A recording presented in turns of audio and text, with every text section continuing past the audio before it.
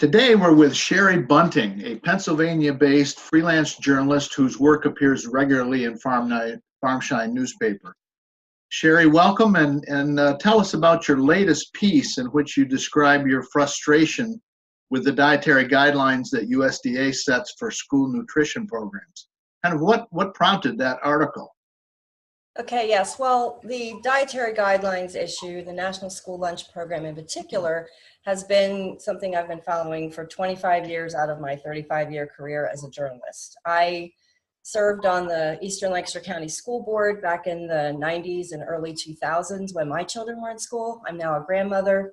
I continue to follow this issue, and what prompted the article was the Senate hearings, which would be reauthorizing the childhood nutrition programs. The last time that was done was in 2010 with the Healthy, Hunger-Free Kids Act, which actually made the school milk and school lunch rules even more strict on fat than what they had been previously, as well as calorie counts. So that's kind of what prompted it. And so I went through a sort of history of how we've gotten to where we are with the dietary guidelines and their effect specifically on the National School Lunch Program and the milk that can be served in schools. Right now, only 1% or fat-free milk is permitted to be served with school lunch or breakfast. And so that's what prompted it. You cite what has now become the infamous and very frustrating phony dairy research that claimed that milk fat was not good for us, and that long-standing myth seems to still have its grasp on some of the folks that you watched on the Senate hearing.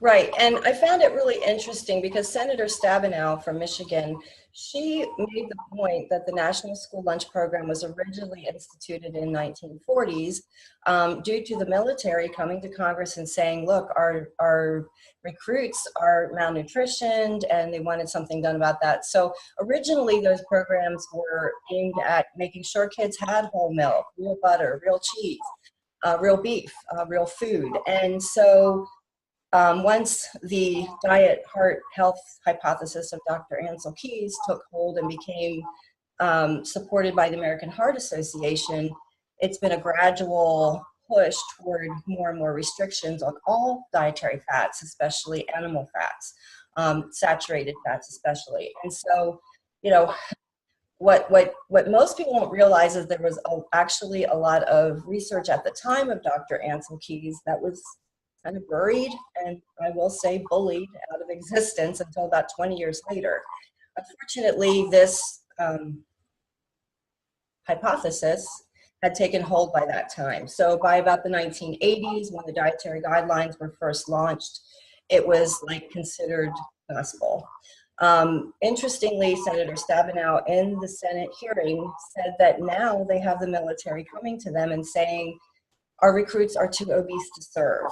So her take on it was, we don't want to backtrack because in 2010 we made progress, but actually each step of the way we've not made progress, in my opinion. We've gone backwards, and our kids are, you know, being put on the equivalent of a heart patient's diet that even some cardiologists are now emboldened to go away from the American Heart Association guidelines and focus more on the combination of carbs and making sure that you know, people are eating a balanced diet.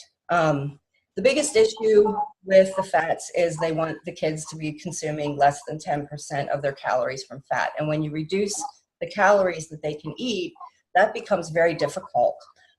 There's a bill right now from G.T. Thompson and Colin Peterson, chair of the Ag Committee, called the Whole Milk for Healthy Kids Act. It would be House Bill 832. Even if that were passed, I don't think schools could immediately allow whole milk because of the calorie thresholds, which are really restrictive for growing children. Which in itself seems like a questionable thing.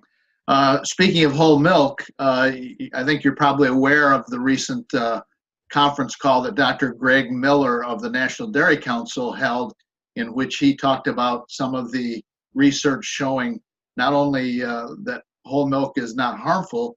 In fact, there are benefits to heart and diabetes reduction and even weight control. What is your thought that we'll be able to incorporate some of that awareness onto the committee that will be setting the 2020 dietary guidelines? Well, I'm hopeful, but I'm less hopeful now than I was before the committee was formed. There were some really good candidates for that committee who were overlooked. I'm not sure that we have the balanced committee that people were hoping for. I do know that when Secretary Perdue announced the committee, a couple times in that press release, he made reference to the fact that it would be really important for the public to be involved through the comment portion of that process, which is already available at dietaryguidelines.gov. You can make comments now, you can make comments once they come out with the report. So that will help, and I think maybe that was a cue to us that, hey, everyone, pay attention and be part of the process, because maybe he's even a little bit discouraged by the committee. I don't know. I think the biggest challenge is you already have the American Heart Association and the American Academy of Pediatrics, and I think 16 other organizations having written a letter against the Whole Milk for Healthy Kids Act. You already have 6 states, I think, have sued the Trump administration for loosening the 2010 guidelines to allow the 1% flavored milk instead of all fat-free, as well as slowing down the process for the salt-free diet for kids. So you have kind of these things happening with other organizations that are still holding on to these prior dietary guidelines. And Dr. Greg Miller, as he points out, there's new research, plus the old research that was buried, but the new research is showing, people with type 2 diabetes can really turn things around. I had a call from a 22-year diabetic who just went for his 6-month checkup, and he had lowered his A1C from 7.6 to 7.0, and his doctor was like, what are you doing different?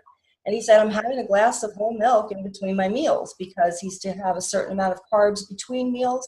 You get 12 carbs in a glass of milk, but you also get those satiating fats that help give a feeling of fullness. So back to the Senate hearings, when you hear Senator Stabenow say, we don't want kids having hunger pangs during math class, I think they are, because they're not getting a full-bodied meal, a full-bodied glass of milk or cup of milk, and that's kind of pushing them toward these sugary carbs because their body needs that energy. And if we get it all from carbs, that's where we get the fat.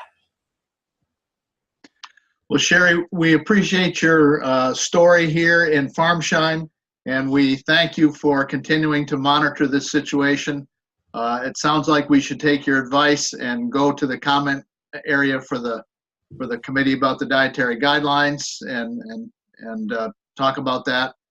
And we thank you very much for being with us today. Thank you, Joel. Thank you. This has been Sherry Bunting, a Pennsylvania dairy journalist, and I'm Joel Hastings with DairyBusiness.com.